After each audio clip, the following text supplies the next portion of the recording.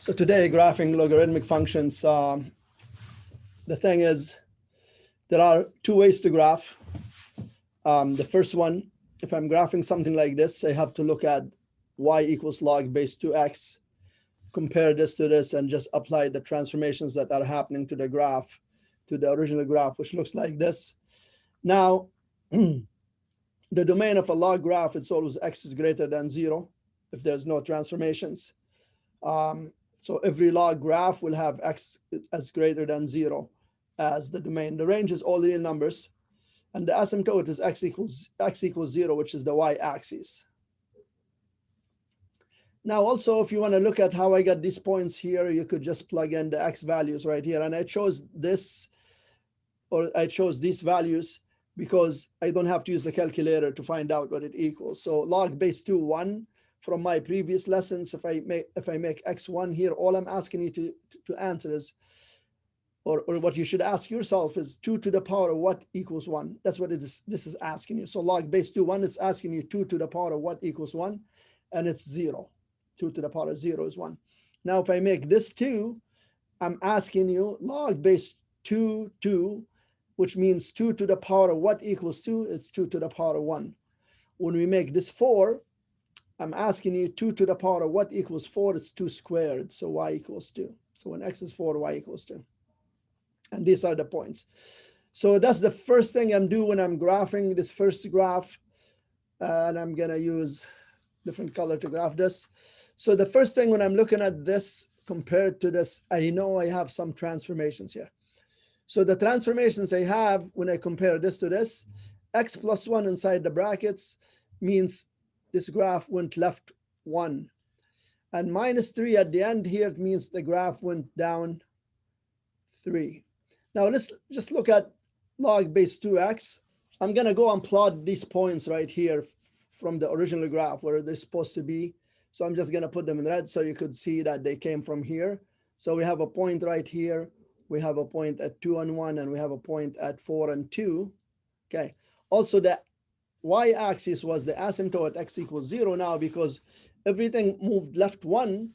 My asymptote here is moved left 1, and therefore my asymptote will be at x equals negative 1.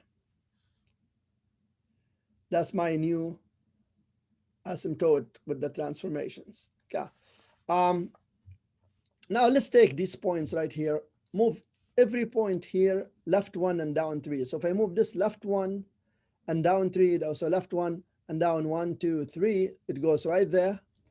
This point, if I move it left 1 and then down 1, 2, 3, it goes right there. And this point, if I move it left 1 and down 1, 2, 3, it will be right there. So what I have this kind of graph now.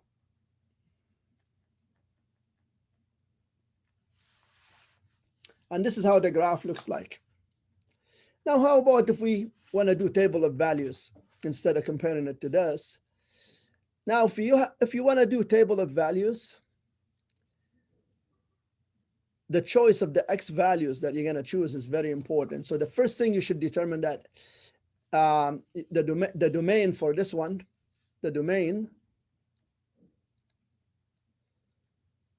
x has to be greater than -1 because the graph moved left 1. So therefore, the graph will start right here, will never touch the asymptote, and it's going to the right. So now, knowing that the first x value that I'm going to choose is 0, and then I'm going to choose 1, and then I'm going to choose 3.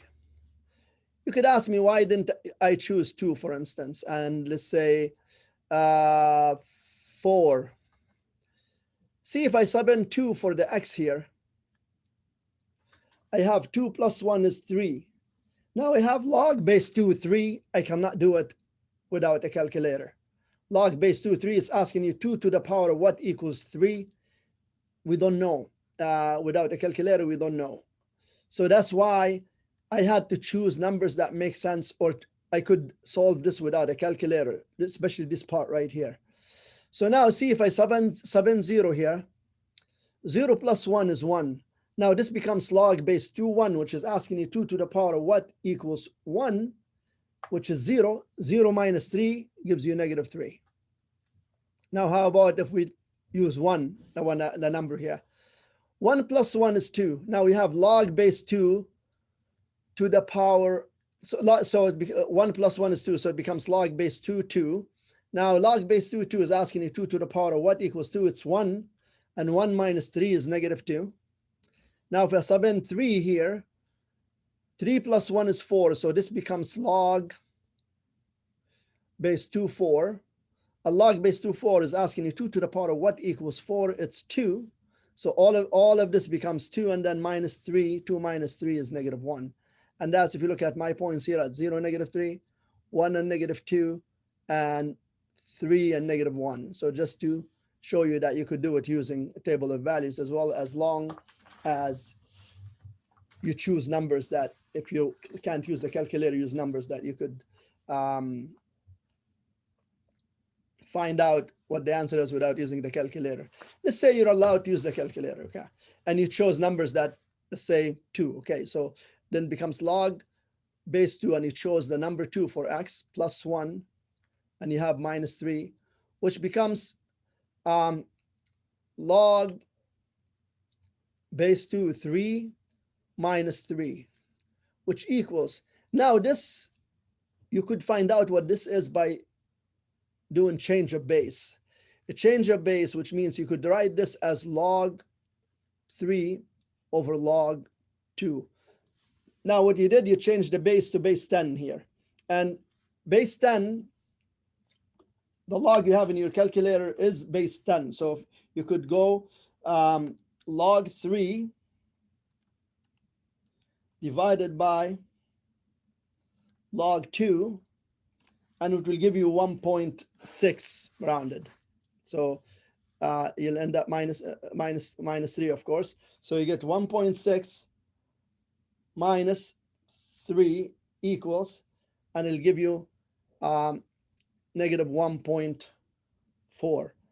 Most likely, it's tough for some students to see which numbers that they should use, but the first thing you need to know is your domain, so you don't choose numbers that don't apply to your domain. So if you say x is greater than negative 1, and you chose numbers, let's say that I didn't choose there, as long as you choose numbers that are greater than negative 1, you could always do the change of base and use your calculator and find out what the answers are, okay? So we're done with this one, and I will do one more with graphing logs, and that will be it for graphing logs. So this one is a little bit more challenging because we have a lot of transformations. And again, you really have to go look back at your transformations chapter because we don't have time to explain transformations right now. So just look back at your chapter. I'll tell you what everything means here, but you need to know transformations all the time, because in all kind of graphics, you always resort back to transformations. So here, I need to rewrite this, and I need to rewrite it in a format that here it comes. Y equals negative 2 log brackets like this. You have to take out that negative in front of the x plus 1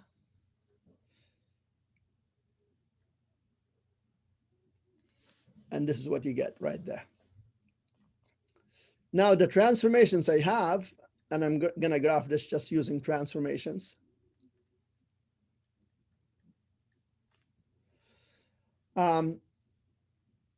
If you remember, in transformations, we have to do expansion first, expansion, compression, and then reflections, and then translations. So the expansion, the only thing I have is there, the 2, so it's vertically expanded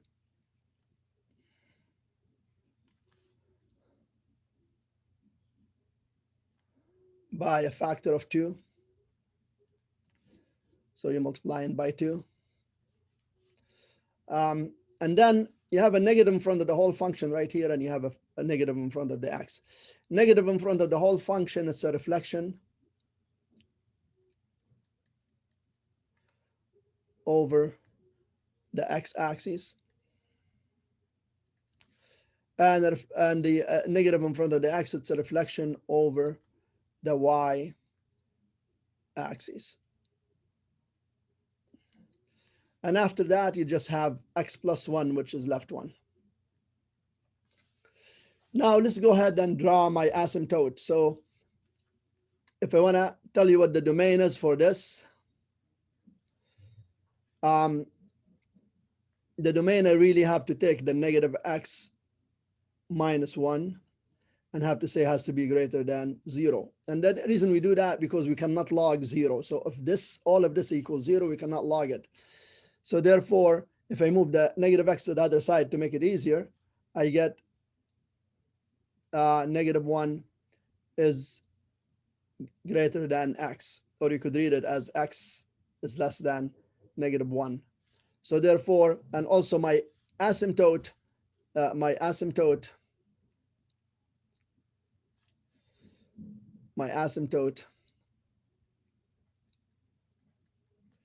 is at x equals negative 1. You tell the asymptote right from here. You take this equation and you make it equal 0 and move the 1 to the other side.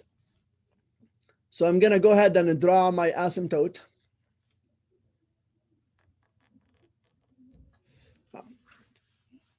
Kind of not a straight line, but you know what I mean.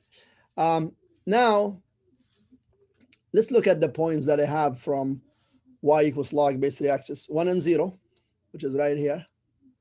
And 3 and 1, which is right there. And 9 and 2. 1, 2, 3, 4, 5, 6, 7. I'm just gonna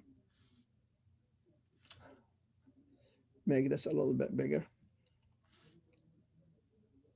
Oops, not that.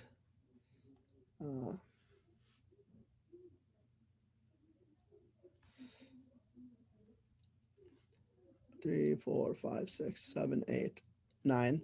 So we have a point at 9 and 2, which is right there. So these are my points that's supposed to be on this y equals log base 3x.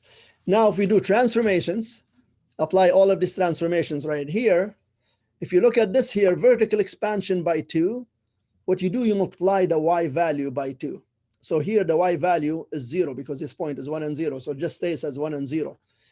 Reflect over the x-axis, it's right on the x-axis, so it doesn't reflect, but reflecting over the y-axis, this is the y-axis, so if it reflects, it goes right there, and then moves left 1, so it goes right there. So I'm applying everything all at once.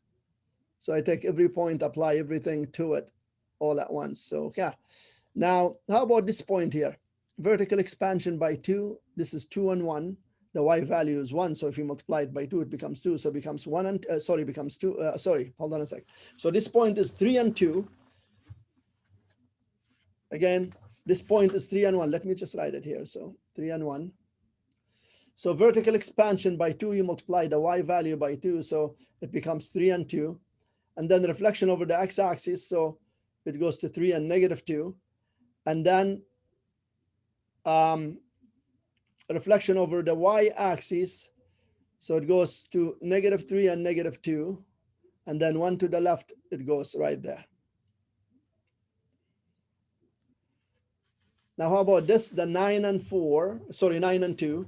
9 and 2 becomes 9 and 4 when you vertically expanded, reflected over the x-axis. So 9 and negative 4, and then reflected over the y-axis. And this point, we're not even going to be able to draw it on this, but you know what I'm saying. So if you just do transformations to these two, you have these 2 points. Now, knowing these 2 points, you know this graph gets very close to the vertical asymptote and then comes, does this, and then just keeps on going this way. And that's how your graph looks like. If you're doing table of values, again, you gotta know how to choose your points. And I you know, honestly, like if you know how to graph y equals log base 3x, because it's simply just find the points that you need to transform and apply all of these to it. Okay. Now I'm just gonna show you for argument 9 and 2, the point 9 and 2 right here. how it's going to change. So the vertical expansion is going to become 9 and 4. And then the reflection over x,